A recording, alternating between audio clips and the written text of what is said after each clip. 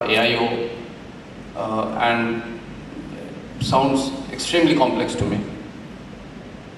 My prime goal is to deliver storage as a service to my internal customers, and that's all that I'm bothered about. I can't be buying something today and 5 years later my CFO and CEO shoots me down because the storage guys come and say, oh, this is out of technology, we are not there anymore. We have come up with a new, beautiful version called FATA, and therefore this is not going to last. So you'll have to overhaul the whole thing. I can't be doing that. So my CFO or CEO will shoot me down. I like most of you, I don't like locked-in vendors. But when we look at storage, it seems to me, I don't know, I mean, I'm not for sure, but it seems to me that there are no open standards, there are no standards as such. Everybody has his own view of how storage looks like, or his own proprietary system. So can I move with the vendors? I don't think I have so much of a choice there.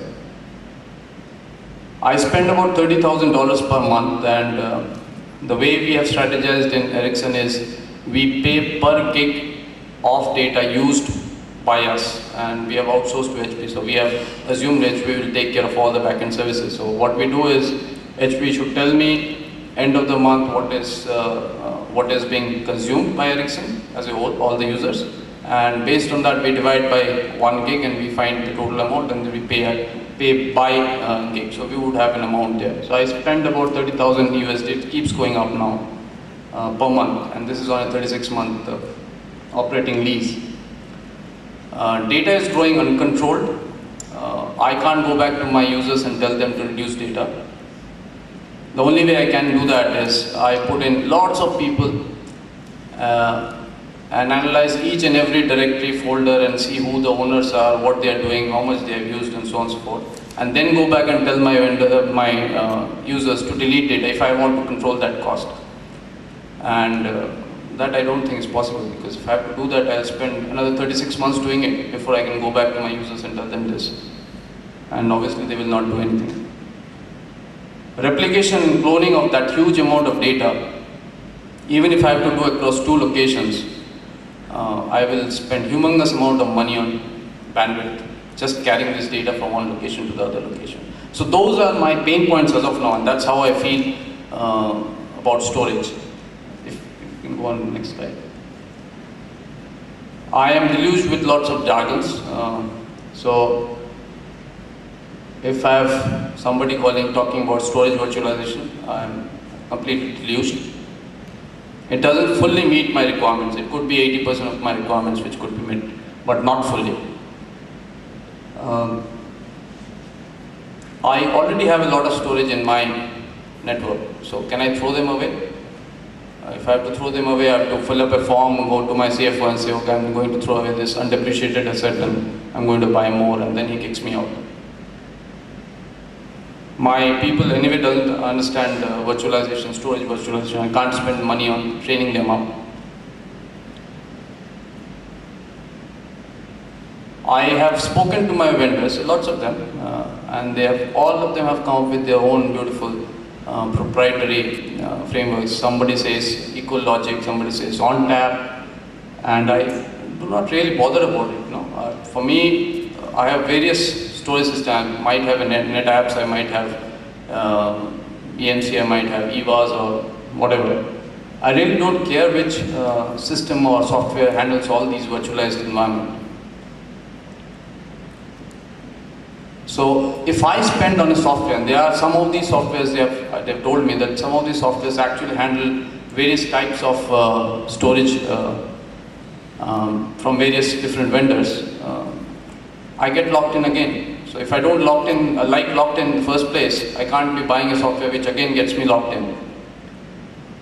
So one day, this year or maybe middle of last year, or end of last year actually, we wanted to overhaul our old storage systems, and I went out seeking help, and then EMC came, Dell came and said, if you take EMC from us, you don't need a switch. So I was really happy, and I've saved money on the switch.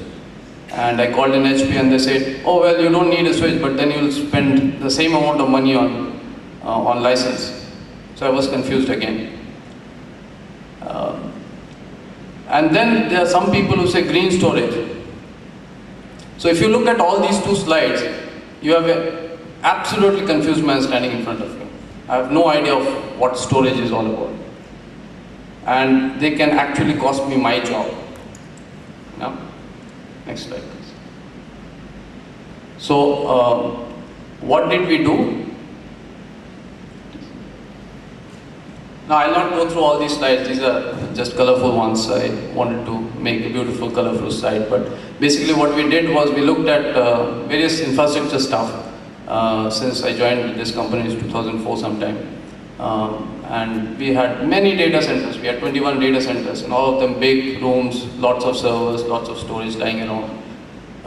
And there was obviously a lot of cost. So what we did was we consolidated all the data centers. We said we'll have our roadmap was in 2008, we'll have only one data center. We have about 11 now. And we said, okay, we'll reduce it to 11 in the first place, and then we'll reduce it to 3, and then maybe 2, and then 1. So in the process, we had an R&D division all of a sudden springing up, and the R&D guys being R&D, they're always different, so they say. They put up their own beautiful data center and put in some 50 Sun servers there and connected them back to my data center. So there was this big test lab also running along with the normal data center. So here was I trying to reduce the number of data centers and the storage and whatever else, and here was this other set of guys who were building something up. In 2006, Ericsson all of a sudden decided we want to get into managed services, telecom managed services, and we'll set up a network operation center in India, in Gurgaon. And we'll manage Vodafone's, Airtel's, and all the subscriber base. So then they went out and put up another data center and bought lots of storage again and put up beautiful systems there. So here was I confused and trying to handle these different storage medias. And so even though I tried reducing, I couldn't fully succeed.